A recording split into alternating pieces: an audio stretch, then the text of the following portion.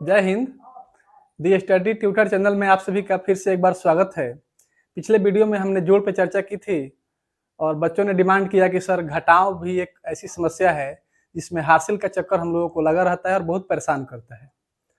तो इसलिए आज के इस वीडियो में हम लोग हासिल वाले घटाव पे चर्चा करेंगे और देखेंगे कि हासिल वाला घटाव को बिना हासिल लिए कैसे बनाया जा सकता है। तो आइए देखते हैं। ये हमारे पास एक घटाव की संख्या है 9, 4, 8, 3 ऊपर में दिया हुआ है, नीचे है 2, 7, 4 और 5। इसको हमें घटाना है। तो हम लोग जनरली क्या करते हैं कि दाहिने साइड से घटाव की क्रिया करते हैं और हमारे बच्चों ने कहा है कि सर हमको एक अलग विधि बताइए। तो इसलिए हम लोग क्या करेंगे, हम बच्चों को छूट देते हैं, कहते हैं कि आप दाहिने से बनाइए या बाएं से बनाइए, कोई फर्क नहीं पड़ता है। करना क्या है, प्रोसेस को बस समझना है।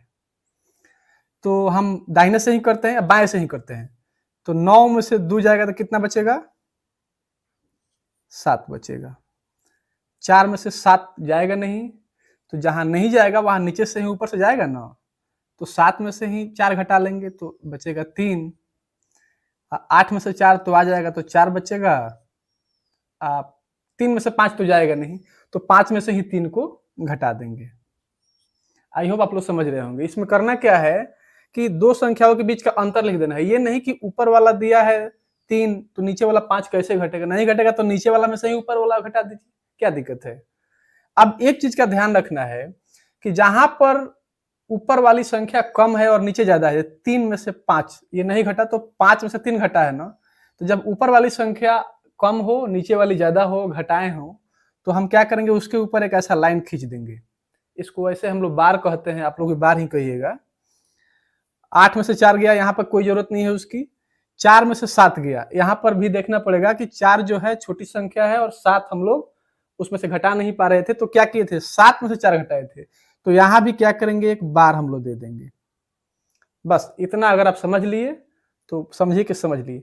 अब देखिए, अब ये देखेंगे हम कि 7 और 3 73 हुआ और ये 42 हुआ, इतना तो समझ रहे हैं। तो 73 70 से 3 ज्यादा है, इसको पहचानना है कि अगर इस संख्या के जगह पर हम लोग 0 रखते, बार वाले संख्या के जगह पर अगर 0 रखते तो ये संख्या कितना होता। और इसमें 4 और 2 42 है, अगर ये 2 के जगह पर हम 0 रखते, बार वाले जो संख्या है उसके जगह पर 0 रखते तो ये कितना हो जाता, 40 हो जाता।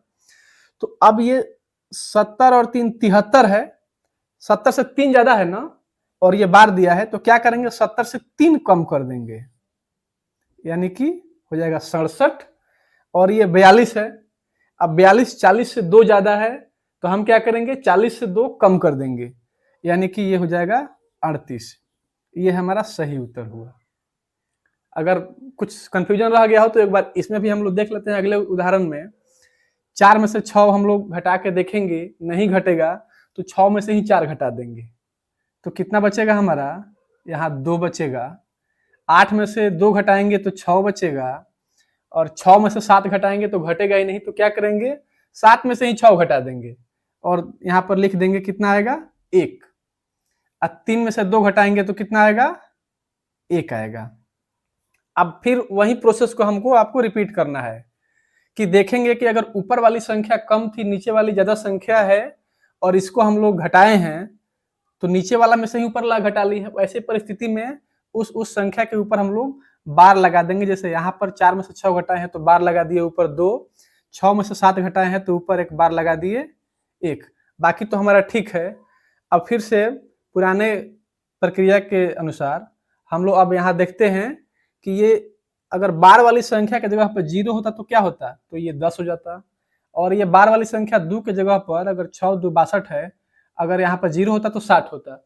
अब ये देखना, ये 11 है, 10 से 1 ज्यादा है, यहाँ पर 1 ही ज्यादा है ना, तो 10 से 1 कम कर देंगे, यानी ये हो जाएगा 9। और ये क्या है, 62 है, तो 62 60 से 2 ज्यादा है, तो हम क्या करेंगे, 60 से 2 कम कर देंगे, ये हमारा हो जाएगा 58। तो ये एक काफी उपयोगी विधि है।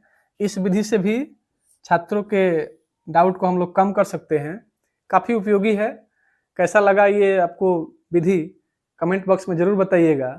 और ऐसे ही वीडियो लगातार पाने के लिए चैनल को सब्सक्राइब जरूर कर लीजिएगा। बहुत बहुत धन्यवाद।